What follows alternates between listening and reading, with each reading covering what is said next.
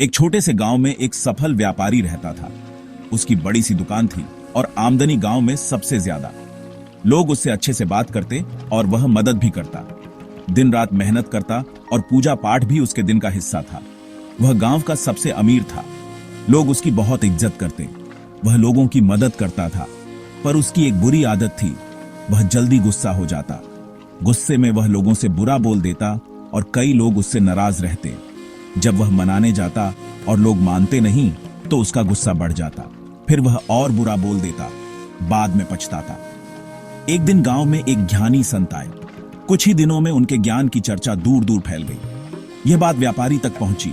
वह तुरंत संत से मिलने गया। उसने संत की सेवा की और अपनी समस्या बताई।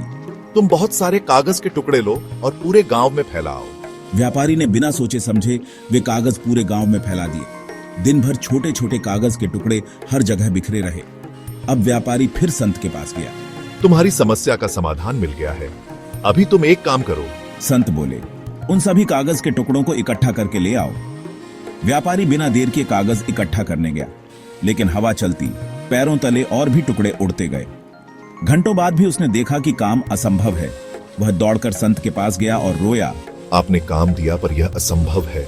मैं इसे पूरा नहीं कर सकता। मैं भी यही कहना चाहता था। जिसे एक बार कह दिया गया अब शब्द वापस नहीं आता।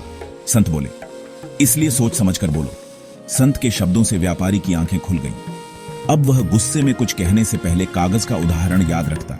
धीरे धीरे उसने शब्दों पर काबू पाया। लोग फिर से खुश रहने लगे और रिश्ते सुधर गए। याद रखो, शब्दों से हुए नुकसान को भरना मुश्किल है। व्यापारी धन्यवाद कहता है। शिक्षा, चाहे कितनी भी कठिनाई हो, किसी को अपशब्द मत बोलो। गलत शब्दों से किसी को ठेस पहुंचाना ठीक नहीं।